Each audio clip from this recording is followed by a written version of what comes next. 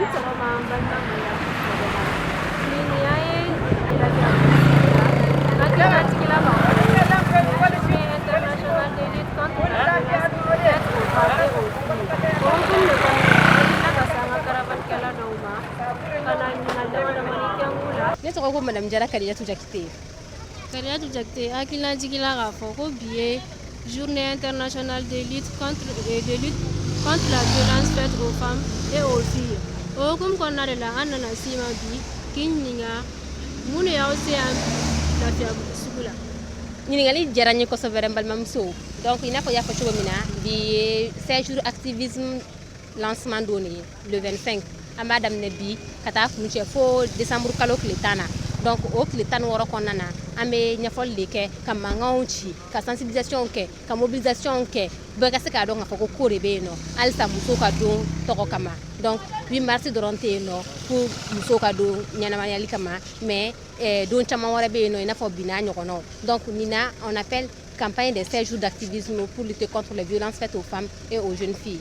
Donc an ka jɛkulu RENAGEF an n'an ka partenaires farala ka fara ɲɔgɔn kan ka caravane organiser caravane min bɛ kuma musow ka don tɔgɔya kama. Donc o caravane an y'o lancement kɛ sisan nɔ Badalabugu an ka partenaires ka dayɛlɛ la n'o ye CECI ye CECI Canada da ye. Donc ka sɔrɔ ka Bamako kin 6 bɛɛ ta commune 6 bɛɛ ta commune 1 fo commune 6 RENAGEF point focal bɛ commune fɛn fɛn na. Donc an y'o commune ta point focal donna u ka katakatani kɔnɔ an ye katakatani de choisir pour ka caravane kɛ olu donna kɔnɔ u ka kinw minɛ u bɛ taga ɲɛfɔli kɛ mɔgɔw ye sigidala mɔgɔw ye bi journée in lamayani ko kɔnɔna na. O de y'an se Lafiyabugu sugu la bi commune 4 Lafiyabugu sugu la yan nɔ ka na ɲɛfɔli kɛ sugulamusow ye ani kin kɔnɔ mɔgɔw ye commune 4 bɛɛ lajɛlen kɔnɔna na nin don in kama.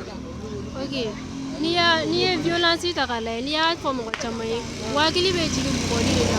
Yala violence bɛ se ka kɛ bugɔli dɔrɔn ou bien fɛn wɛrɛw b'a kɔnɔna na. Violence ka ca bugɔli dɔrɔn tɛ. N'i ye violence basée sur le genre kɔnɔna ta k'a lajɛ a kɔnɔ dunnen don. Bugɔliw b'a kɔnɔ cɛ ni muso ni ɲɔgɔn cɛ furuso dɔrɔn tɛ.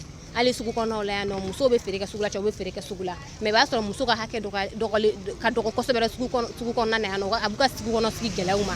Ekɔlisow la an ka musomaninw bɛ yen cɛmaninw fanga ka bon n'u fanga ye cɛmaninw b'u bugɔ k'a yira k'a fɔ ko musomisɛnninw de don u tɛ s'u la olu bɛɛ violence bɛ yen nɔ. An taara se ekɔliso la Sibiribugu ekɔliso la ka taga ɲɛfɔli kɛ yen denmisɛnnin musomaninw ye. Donc kinw kɔnɔna na furusow kɔnɔ i n'a fɔ yɔrɔ caman na furusow kɔnɔ bugɔliw b'a la cɛ ni muso ni ɲɔgɔn cɛ violu b'a la violence émotionnelle conjugale violence ka ca bugɔli dɔrɔn tɛ.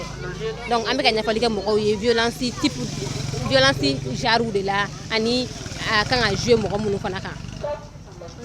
Welewelekan jumɛn b'i bolo i ka kuma laban na k'a fɔ an balima cɛlakaw ni musolakaw ye pour que nin waleya jugu in bɛ se ka dabila cogo min na. Welewelekan bɛ ne kɔni bolo ka lase an balimamusow n'an balimakɛw ye halisa an ka jɛ ka kɛ kelen ye n'an bɛnna ko bɛɛ b'o de kɔnɔna la an ka jɛ ka kɛ kelen ye cɛ ni muso an ka droit an ka respecter ɲɔgɔn fɛ musow ka kan min na cɛw ka kan o la an k'o faamuya an ka don da kelen fɛ an ka bɔ da kelen fɛ pour que violence ninnu dankari bɛ se ka k'a la cogo min na vraiment o de ka di ne ye.